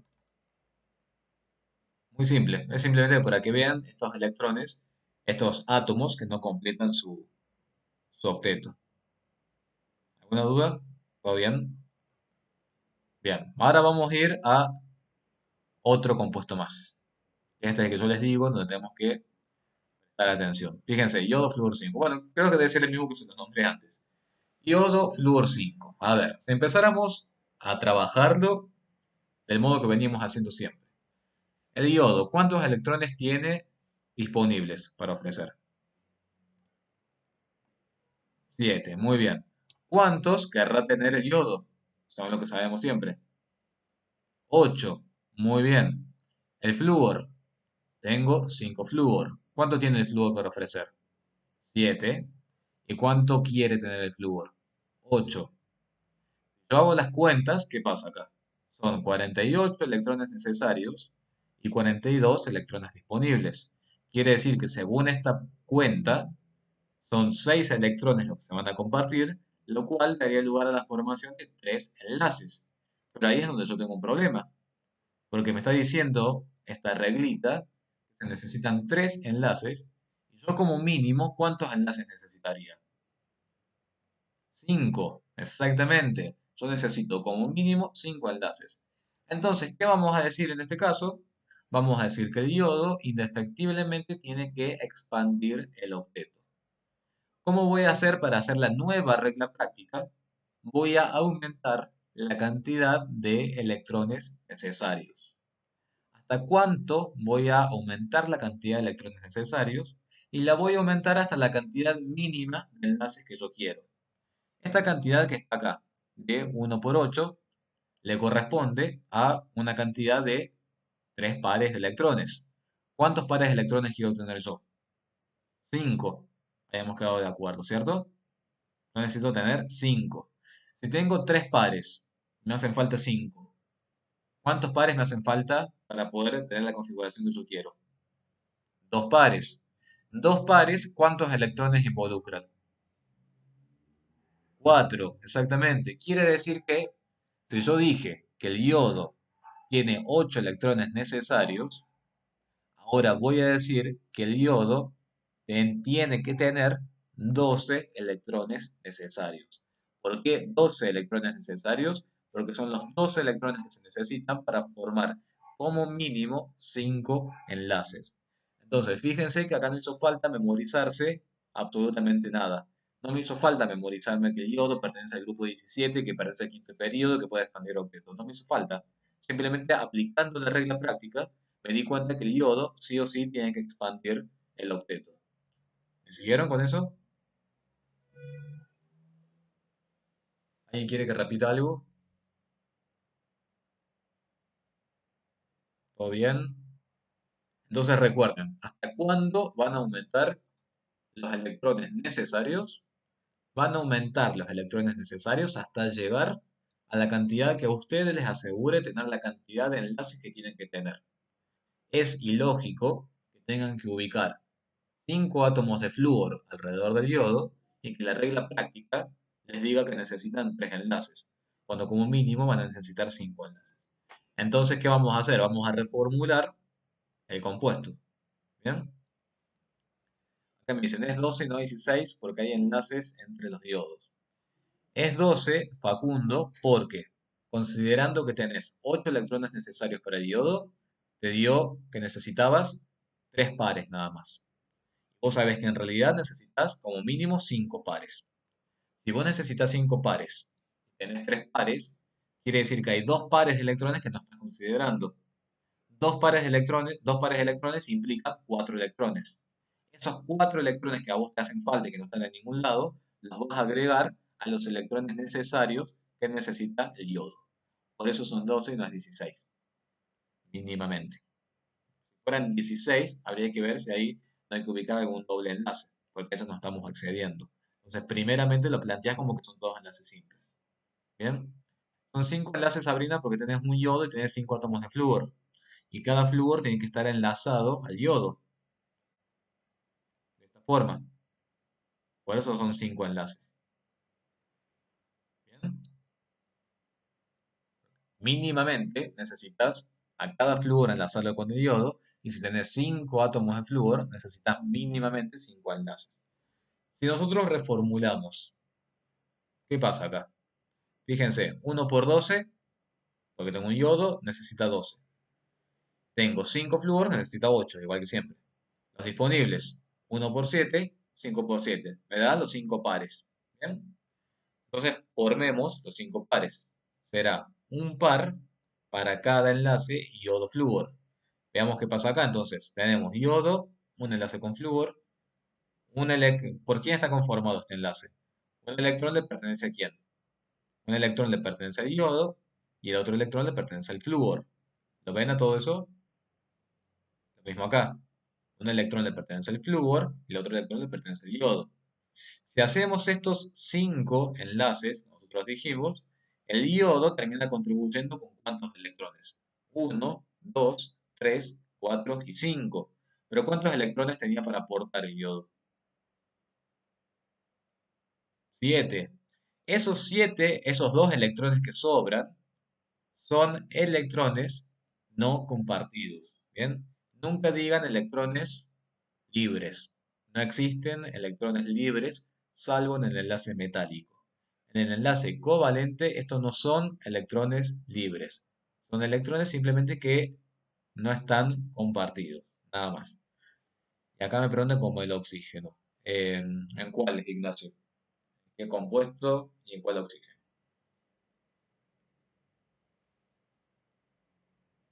Así lo podemos ver. Ya vamos a ver después que esos electrones que están ahí en el átomo, alrededor del átomo central, van a influir en la geometría. ¿Bien? Ignacio me dice, el oxígeno, exactamente, a ver, con el oxígeno tiene un par de electrones no compartidos. A ver, si vos haces vos decís la molécula de oxígeno, tenés un oxígeno que se enlaza por medio de un enlace doble al otro oxígeno, ¿bien? Eso va a hacer que te queden alrededor de cada átomo de oxígeno 4 electrones sin compartir. Exactamente, en cada átomo de oxígeno. Muy bien, chicos. Son electrones sin compartir, pero no son electrones libres. Muy bien. Vamos al bromo flúor 3. Bromo flúor 3. Veamos qué pasa con el bromo flúor 3. Si yo hago la reglita práctica, la reglita de siempre, ¿cuántos electrones disponibles tiene el bromo?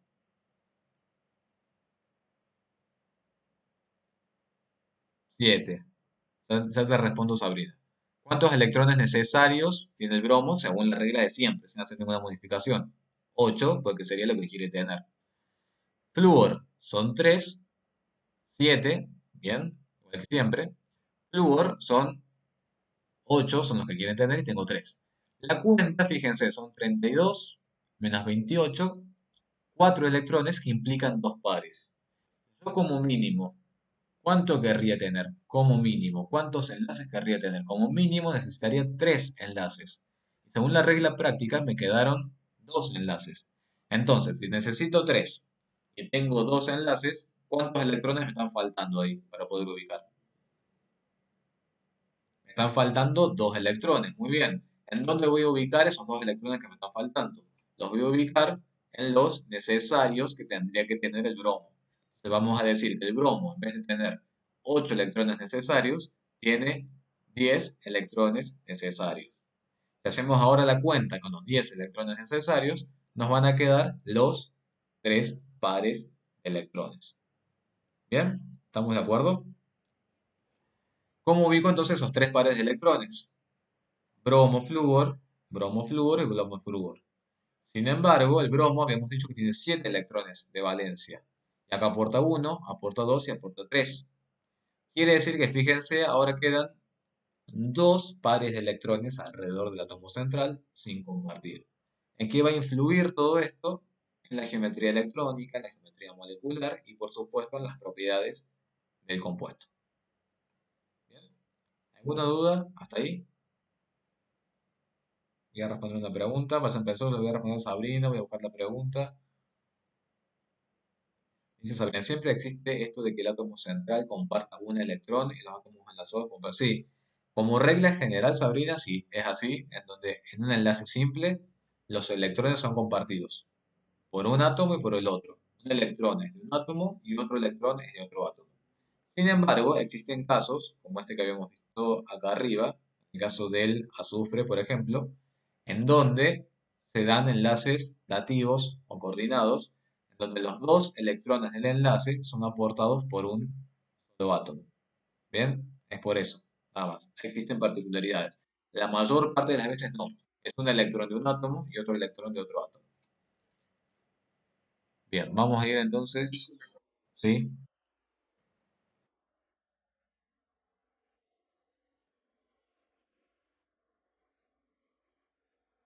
sí.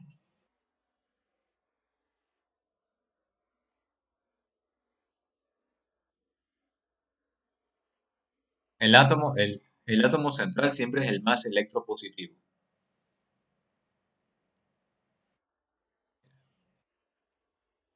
Claro. ¿Estamos? Perfecto, perfecto, Tomás. Acá me pregunta Kevin, no, no es necesario. No, no. Yo, por ejemplo, en el pizarrón no lo hubiera hecho esto. ¿Bien? Así que no, eso no es necesario. Eso no se preocupe. Bien. ¿Estamos? ¿Quieren que vayamos ahora a otros ejemplos? La clase del teórico, como siempre, la tienen a las 4 en punto. Así que bueno, vamos a tratar de terminar cerca de esa hora. Bien. Vamos al monóxido de carbono, que es el que habíamos hablado recién. Monóxido de carbono. Disponibles para el carbono, 4. ¿Cuántos necesarios tiene el carbono? 8. ¿Cuántos necesarios quiere el oxígeno? 8, pero eso puede escribir directamente 2 por 8 igual a 16. ¿Qué pasa con el oxígeno también? Son 6 los que tiene y el carbono tiene 4. Fíjense cómo nos queda esto. 16 menos 10 son 6 electrones que implican 3 pares. ¿Cómo haré para ubicar 3 pares de electrones que serían 3 enlaces entre el carbono y el oxígeno? Será un triple enlace. ¿Habrá resonancia acá en esa estructura, en ese monóxido de carbono? Muy bien, no, no va a haber resonancia. Sin embargo, fíjense, tengo un enlace triple. Quiere decir que ese átomo de carbono con ese átomo de oxígeno están muy fuertemente unidos. No es ni con un enlace simple, ni con un enlace doble, es con un enlace triple. La energía del enlace triple puro es mucho mayor que la del enlace doble y la del enlace simple. Por eso son tan peligrosas las fugas de monóxidos de carbono de los artefactos que funcionan a base de gas y que no están bien con una buena mantención. Ese gas monóxido de carbono es tan fuerte que una vez que nosotros lo inhalamos y se instala, como es tan fuerte por este precisamente triple enlace, es que es tan peligroso y nos puede llevar a la muerte instantánea. ¿Bien? ¿Por qué les parece que es mucho menos peligroso el dióxido de carbono? ¿Qué les parece? ¿Qué pasa? ¿Cuál es la principal diferencia entre el dióxido de carbono y el monóxido? El enlace doble, exactamente. ¿Cuál de los enlaces presenta menor contenido energético? Brando, no, enlace triple es lo máximo que podemos encontrar. El enlace doble, exactamente, el enlace doble presenta mucho menos energía, por eso es la diferencia en cuanto a peligrosidad entre el monóxido y el dióxido de carbono. Vieron que lamentablemente, ¿cómo se soluciona esto? Dejando alguna rendija abierta, alguna ventanita abierta, y eso ya es suficiente como para que ese monóxido de carbono difunda y no quede impregnado del ambiente y no lo inhalemos. Pero bueno, eso para tener presente, sobre todo para los lugares cerrados y que funcionan con calefactores. Bueno, el calefón también sí tiene la llama la llama de la hornalla también. Bueno, el dióxido de carbono. ¿Cómo quedará el dióxido de carbono? ¿Está bien? Fíjense, revísenlo. Necesarios, 3 moles de átomos, cada uno 8 electrones, necesita 24 disponibles. El carbono puede aportar 4, el oxígeno puede aportar 6. Me dice que necesito 4 pares, que serán 4 enlaces. ¿Cómo ubico los 4 enlaces? Bueno, tengo carbono más electropositivo, oxígeno, oxígeno, y acá estarán los 4 enlaces. ¿Queda algún par de electrones sin compartir alrededor del átomo central, que es el átomo de carbono? No, no queda ningún. Perfecto. Entonces quiere decir que cuando haga la geometría de esto, la geometría electrónico molecular de esto mañana, voy a tener que tener presente que acá está todo bien. Porque alrededor del átomo central no hay ningún par de electrones sin compartir. ¿Qué pasa ahora? Y ahora sí tenemos una particularidad. Cuando llegamos a las estructuras iónicas, y también tengo que hablar de estructura de Lewis. Por ejemplo, ¿cómo se llama este anión? ¿Cómo se llama este anión que está acá? Es el anión carbonato, muy bien. ¿Cuántas cargas negativas tiene? Dos cargas negativas. Ustedes saben que cargas negativas, están asociadas a qué cosa. ¿Qué decíamos de una especie que tiene cargas negativas? ¿Que tiene qué cosa de más? Tiene electrones de más. Por lo tanto, si yo tengo una estructura como esta, para cual hacerle Lewis, tengo que considerar estos electrones de más. Si tengo dos cargas negativas, quiere decir que hay dos electrones de más y que tengo que considerar.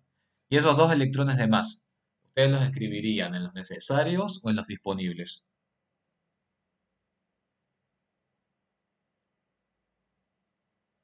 Esos dos electrones de más, muy bien, los van a ubicar en los electrones disponibles. Muy bien. Entonces, primero hagamos la cuenta y después ya vamos a ver cómo los ubicamos en la estructura. Disponibles entonces el carbono, un solo carbono y cuatro. Disponibles para el oxígeno, tres oxígenos y seis. Y a esta cuenta le tengo que agregar los dos electrones de más que tengo por tratarse de una especie aniónica. ¿Qué pasa con los electrones necesarios? Como en ambos átomos necesito 8 electrones necesarios, escribí directamente 4 por 8, pero si no, pueden hacerlo. 1 por 8 más 3 por 8. ¿Bien? Resultado de esto, 32 menos 24, 8 electrones. 8 electrones son 4 pares de electrones.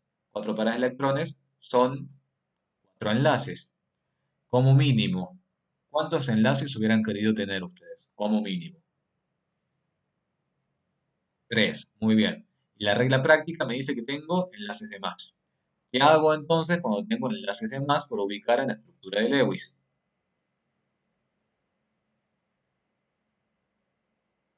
Muy bien, exactamente. Empiezo a acomodar enlaces dobles. Perfecto. Pero acá yo tengo una particularidad. Pero que tengo que acomodar enlaces dobles, pero a su vez, si ustedes se fijan, tengo dos electrones de más.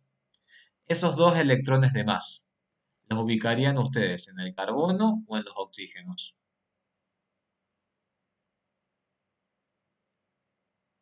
¿Dónde ubicarían ustedes en esos electrones de más? Estos dos electrones más. ¿En el carbono o en los átomos de oxígeno? En el oxígeno. ¿Bien? ¿Por qué en el oxígeno? ¿Por qué en el oxígeno ubicarían esos dos electrones de más? Porque es más electronegativo. Muy bien. De esa forma tienen que ir haciendo todos los razonamientos. ¿Estamos? Tienen que hacer de ese modo los razonamientos. ¿Alguna duda? No sé por qué pide perdón Mateo. Ah, bueno, pero yo en realidad no me doy cuenta de lo del mayúscula de eso. Está bien. Fue como con énfasis.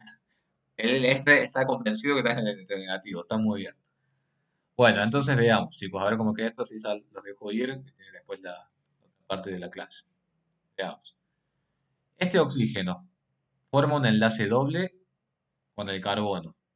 ¿Cómo serán los electrones que están compartidos en este enlace doble? ¿De dónde provendrán?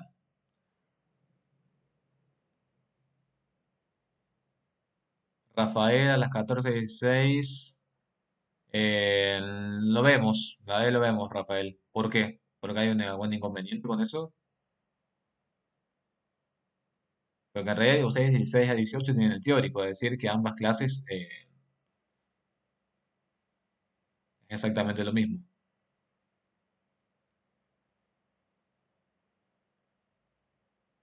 O sea, a todos les queda más cómodo las 14. O sea, pero eso, o sea, está bien, vamos a hacer a las 14 la clase, pero en realidad no debería ser inconveniente, ¿estamos? Porque 16 a 18 es el horario del teórico y el horario de clases. O sea, es el horario que ustedes tendrían que tener disponible para la materia. Bien, o sea, lo vamos a hacer de 14 a 16, no hay ningún problema, pero en realidad debería poder ser a las 16, como habíamos dicho. Bien, bueno, pero vamos a hacer de 14 a 16. Bueno, acá, carbono, oxígeno, de los electrones que están acá.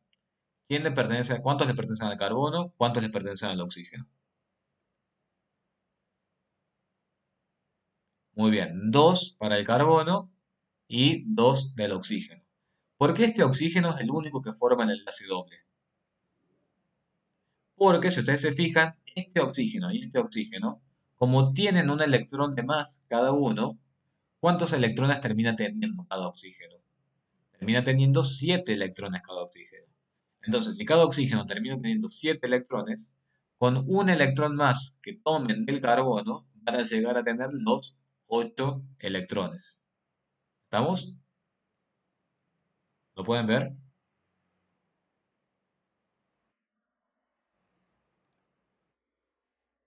El oxígeno tiene 6 electrones de por sí. Cada oxígeno tiene 6 electrones de por sí. Ahora, como cada oxígeno tiene un electrón de más, pero nosotros decidimos que esos electrones de más vayan al oxígeno, son más electronegativos, cada oxígeno tiene 7 electrones.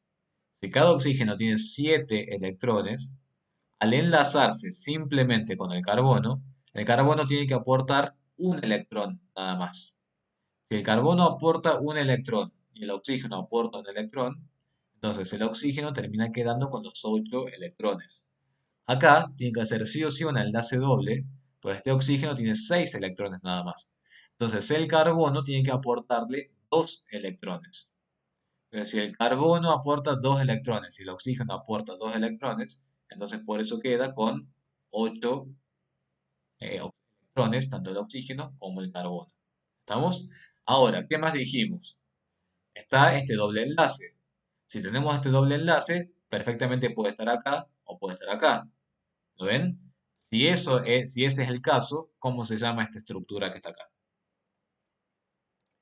Es una estructura resonante. Muy bien. Es una estructura resonante. ¿Bien? ¿Están de acuerdo con eso? El doble, ¿cómo será la longitud del enlace acá? La longitud de enlace exactamente será intermedia entre uno simple y uno doble. Y es el caso del ejercicio que vamos a ver. Fíjense, acá nos piden comparar entre el monóxido, dióxido y carbonato. El monóxido, ¿cuánto habíamos dicho? ¿Qué tipo de enlace habíamos dicho que tenía? El monóxido. El monóxido tenía un enlace triple. Fíjense que es el que tiene la menor longitud de enlace. El dióxido de carbono tenía un enlace doble. ¿Bien? Y el carbonato, también, el carbonato tiene un enlace doble. El monóxido tiene el triple. ¿Bien? Y acá está comparando con un enlace simple. Fíjense cómo varía el contenido energético. Fíjense que el contenido energético para un enlace triple, fíjense la diferencia que tiene respecto a un enlace simple. Bien, enlace carbono-oxígeno. Fíjense que el enlace carbono-oxígeno triple presenta mayor contenido energético en relación a un enlace carbono-oxígeno simple. Yo tuviera que acomodar para el carbonato, el dióxido y el monóxido. ¿Cómo dirían ustedes que es? El monóxido dijimos que era un triple. Si el monóxido es triple, presenta la menor longitud de enlace. ¿Estamos de acuerdo? ¿Qué pasa con el dióxido de carbono? El dióxido de carbono, ¿qué tipo de enlace presentaba? Uno doble. ¿Estamos? Uno doble que es mayor, obviamente, al triple en cuanto a la longitud de enlace.